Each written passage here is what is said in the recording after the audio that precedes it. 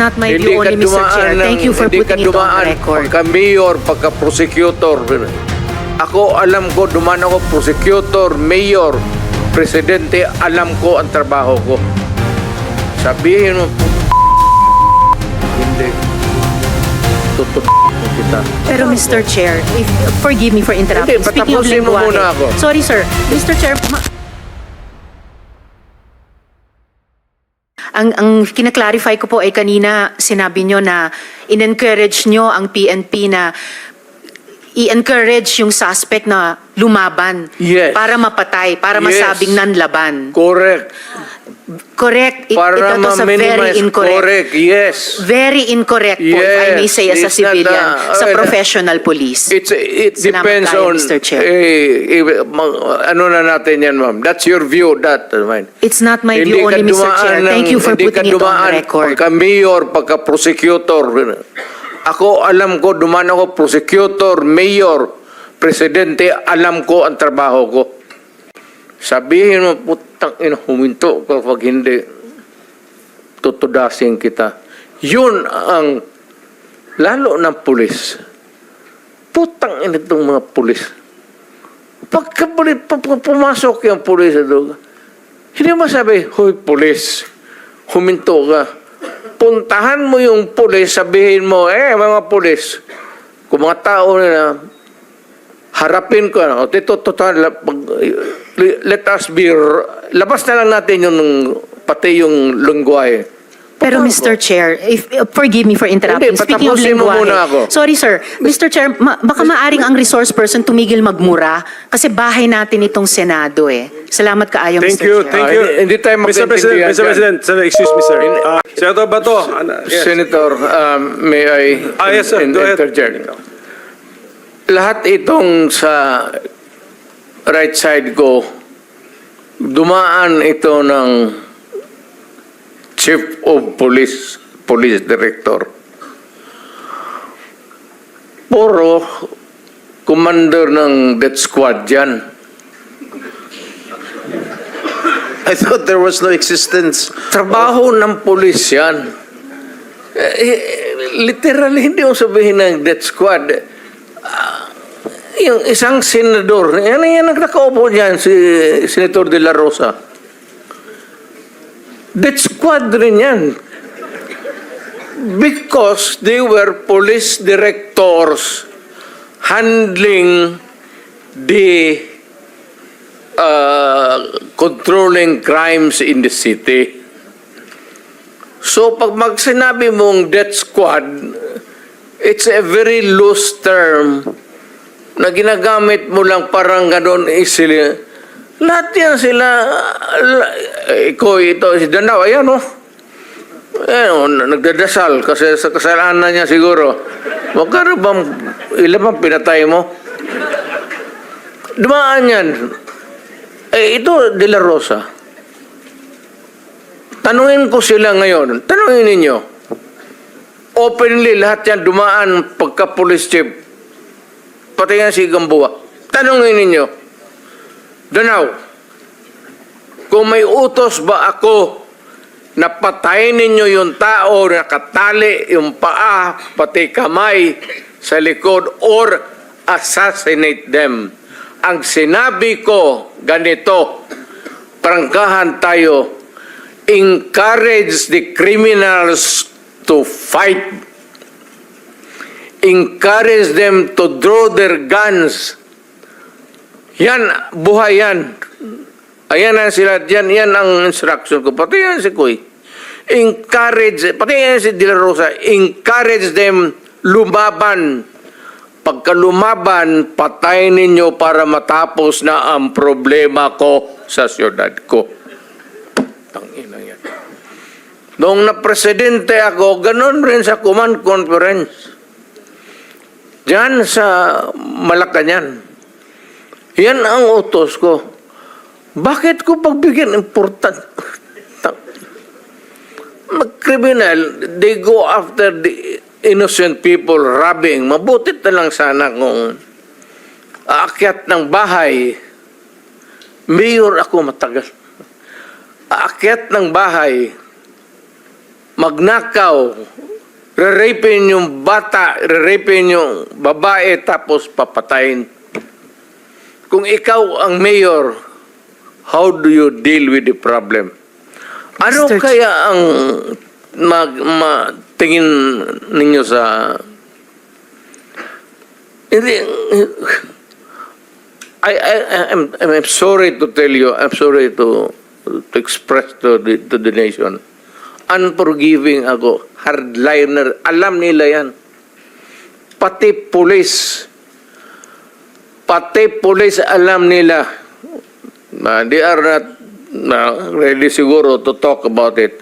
Sinabi ko yan sa mga police. Putang ina kayong mga police, pag pumasok kayo dyan sa droga, kayo ang mauuna. Mr. Chair. No need to strike it out if that is the real way that the mayor then phrased his sentence. Yes, Mr. Chair, with the indulgence of the SP Pro Tempore. Says Senator Risa. Opo, Mr. Chair, kasi siguro napansin, pati ng former president, yung shock ng lahat. Bakit, sir, yan ba ang trabaho ng pulis? Na pumatay ng mga suspected criminals? Sir, yung mic nyo. Pag dumaban, bakit Iba sila po yung pagka-express kasi kanina, so I had to clarify. Bakit Salamat, sila- SP Pro Tempore. bakit sila Salamat, Mr. makamatay? Chair. No. Hindi yan ang tanong ko. Talagang napaka hindi magandang impression po ng mga statements kanina. Kaya I appreciate the candor of Yusek Kuy at pati kanina ni General Danao Look, ma'am, about it. may I Salamat kayo, Mr. interrupt Chair. you?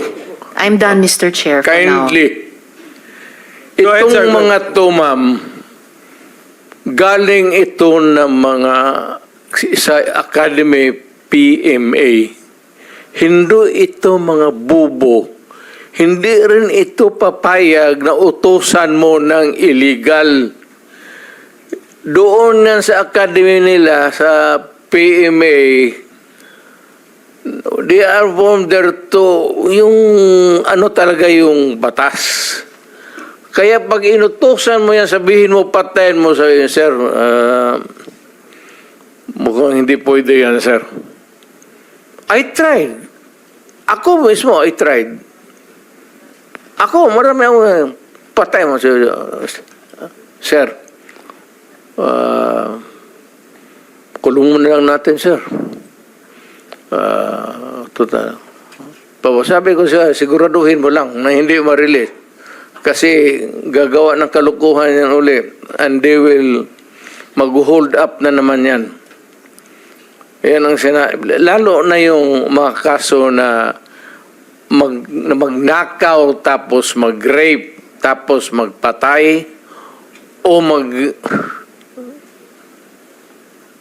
Mr. Chair. Can we let the president complete his sentence? What were you trying to say, sir? That Yes, mag-rape, magpatay, magnakaw, magpatay, and then what do we do with them? ganun na lang ang sadness ko sa trabaho ko. Thank you. Kaya hindi ko lang sinabi ko yan kasi hindi ko lang sila mautusan ng gano'n na gaya na sinabi ko, nag-rape ng bata yung pinatay, patayin mo. Hindi ko mautusan itong mga to. Sabi ko, karamihan sila PMA, hindi maniwala yan ganon. Sabi man, sir, mahirap yan. Kulungin na lang natin, sir. Walang dumaan yan sila sa... There was never a time na sinabi ko, patayin ninyo yan. Minsan yung harap-harapan sa crime scene, nakita ko yung bata, 3 years old, rape, patay, tapos nandoon yung tiyuhin. O sinabi ko, putang, patayin mo. Out of outrage. In the moment of outrage yung, putang, patayin mo. Sir, kulungin na lang natin yan, sir. Ano nangyari doon, Mr. President? Yung insidente na yun, napatay nga yung tito? Pinatay? Hindi. Hindi. Hindi. Mr. Chair, Yes, Senator Risa. alam ko po na matatalino ang mga taga-Philippine Military Academy. Hindi po yan ang issue. Ang kinaklarify ko po ay kanina sinabi nyo na in-encourage nyo ang PNP na i-encourage yung suspect na lumaban. Yes. Para mapatay, para Yes. masabing nanlaban. Correct. Correct. Para Ito sa very ma-minimize. incorrect. Correct, yes. Very incorrect po, if I may Yes. say, as a It's not civilian, sa well, professional police. It Salamat depends tayo, on, Mr. Chair. ano na natin yan, ma'am. That's your view, that. Mine. It's not my view only, Mr. Chair. Thank you for putting it on record. Pagka-mayor, pagka-prosecutor. Ako, alam ko, dumaan ako, prosecutor, mayor, presidente, alam ko ang trabaho ko. Yes, Yan ang salamat tayo, totoo Mr. dyan. Chair. Hindi ka nagdala ng syudad eh. You never Totoo had po, a Mr. chance Chair. to solve the problem of a community.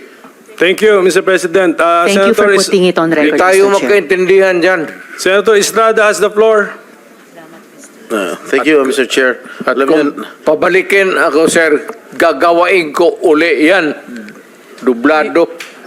Your Honor, silence please. Osaa, silence the gallery, and those who will do that again, exclude them from the hearing hall.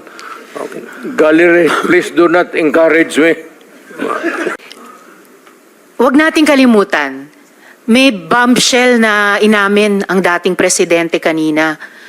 Sinimulan niyang i-implicate, ilaglag yung mga ilan sa mga dating PNP officials natin na involved daw sa Davao Death Squad noon. Pero sila mismo, sinabi nila na may death squad sila. Siya. Bagamat hindi daw pulis, may death squad siya. Yun yung iniimbestigahan nga natin dito, Mr. Chair. Yung war on drugs, yung extrajudicial killings na nangyari nung war on drugs, sinimulang modelo sa Davao noon, tapos iniimbestiga natin kung yun ang ginamit na template o modelo para i-scale up nationwide.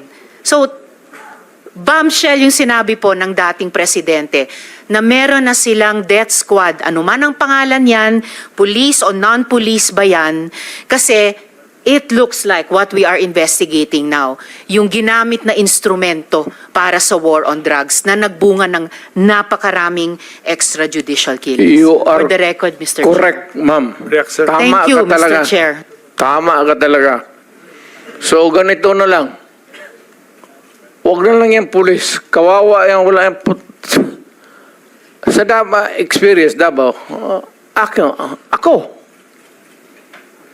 Imbestigahan niya ako. Set a date for an investigation para sa akin. Ako ang imbestigahan ninyo. At kunin ninyo yung record sa Davao yung namatay. At sabihin ko sa inyo kung wala akong taguin. Alam mo, nag-warning ako, huwag kayong gumawa dito. Kasi gusto ko ang Davao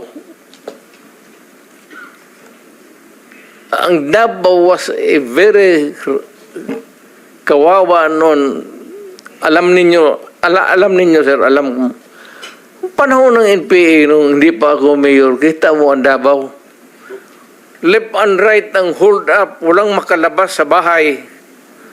Pati mga pulis takot. Kasi nandyan yung mga NPA, pinapatay sila. Kaya sinabi ko, nagagyat ako sa bukid, nung na-mayor ako, sabi ko, ayaw ko ng away sa inyo.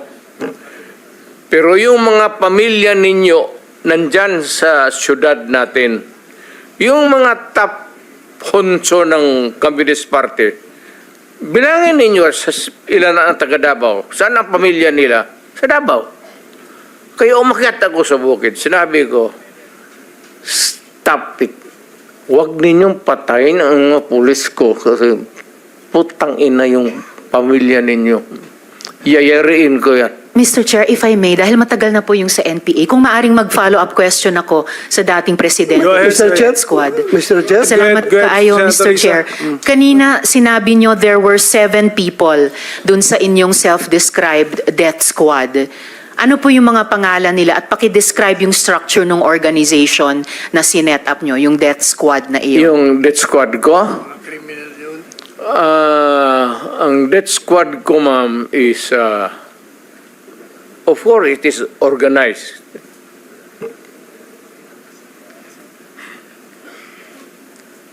Hanggang dyan lang. Ano po yung structure ng organization na iyon?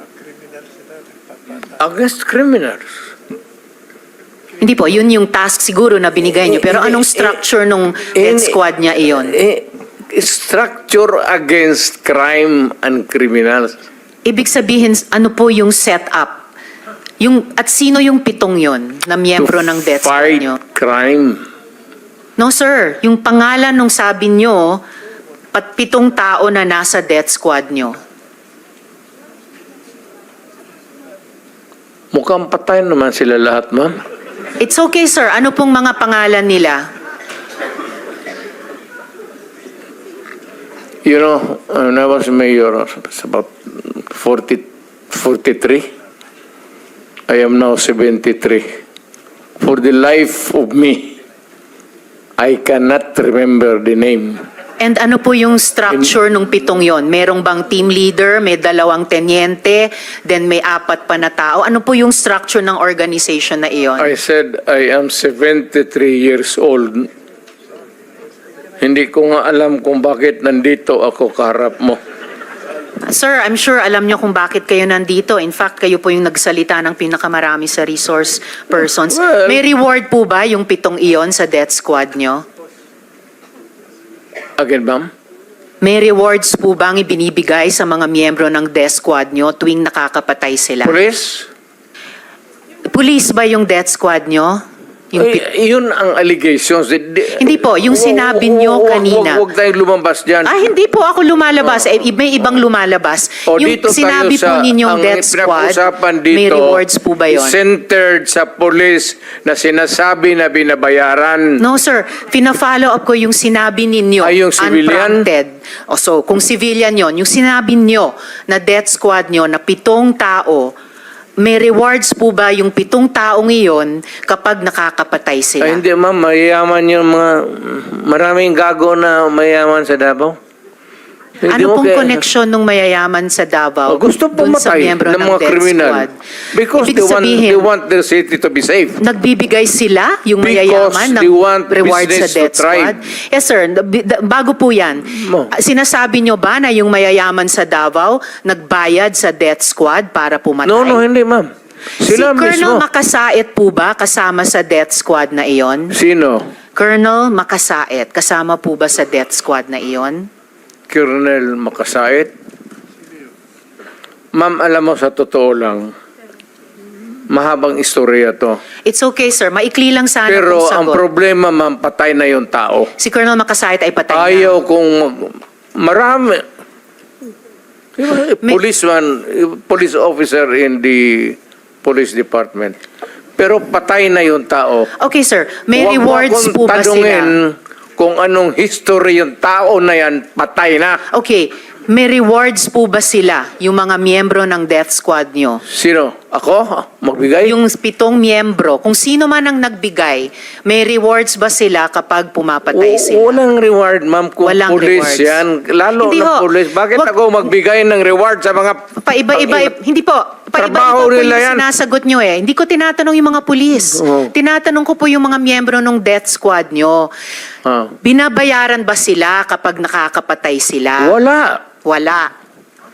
Okay. So, libre lang yung May I remind the pagpatay. Senator, this is just an intervention. Yeah, sorry. We have to follow, I apologize, we have Mr. to follow Chair. the Yes, order. I Yes, please, submit, please. Mr. Okay. Chair. Ako noon, nung na-mayor ako, I was not looking toward a re-election. Wala sa isip ko yun. Ayan sila, si Bato. Nung nag-mayor ako, sabi ko, hindi ako interesado na ma-re-elected. Putang ina, magtrabaho tayong lahat. Ito ang gusto ko.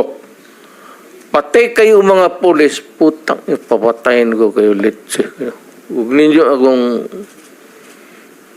Kasi pagka-mayor ka na, magpa-ano-ano ka lang, pa-lutay-lutay ka lang, wala mangyari sa Pilipinas, maniwala ka. Lalo na yung mga mayors na pumapasok sa droga, yan ang dapat unahin patayin. Mr. Chair. Thank you, Mr. President. So what I'm getting, Mr. President, is that yung imperfection ng ating programa na War on Drugs nakabase po doon sa ilang mga local government units na wala ho talagang totoong political will para labanan ito dahil binabanggit nyo nga po marami or may ilan sa mga LGUs ang pananaw ay ma-re-elect lang. Re-election. Hindi talaga durugin. Ayaw magkaroon ng problema sa re-election niya. Yung iba naman, takot. Lalo na sa probinsya.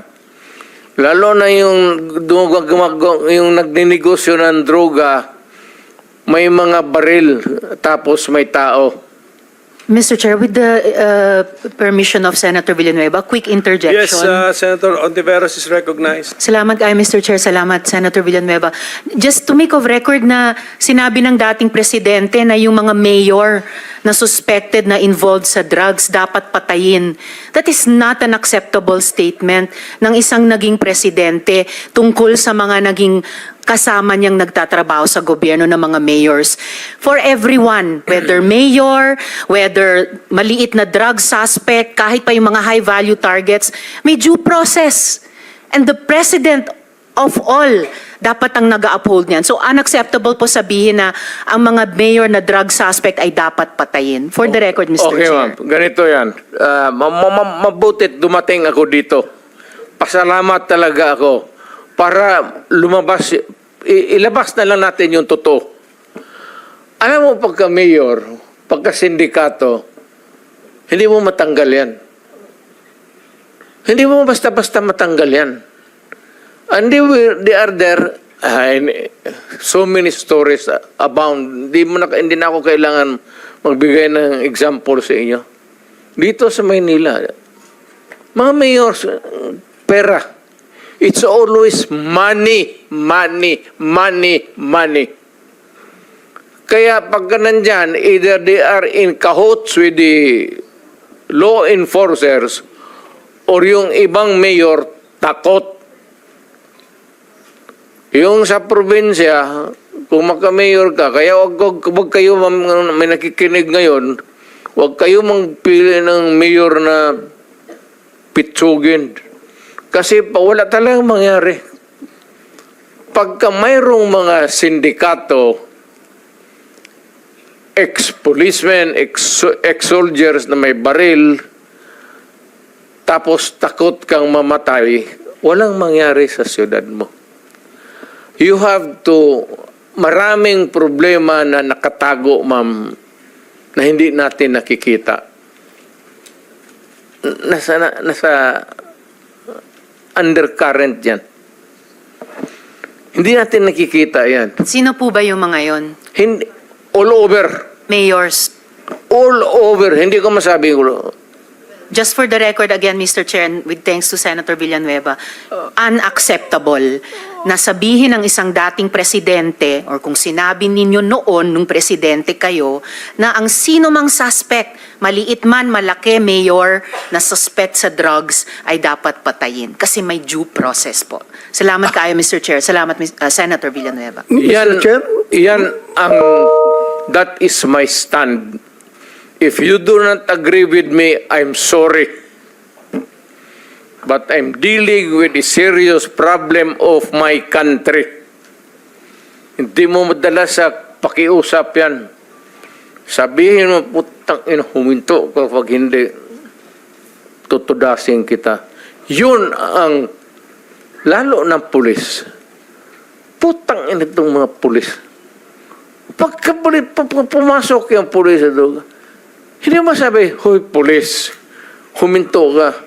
puntahan mo yung pulis, sabihin mo, mga pulis, kung mga tao na harapin ko,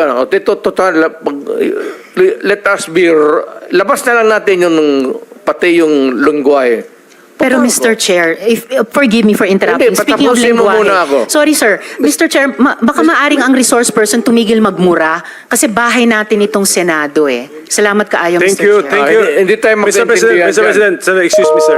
I am relating a conversation. I am, hindi Yes, ako nagmumura.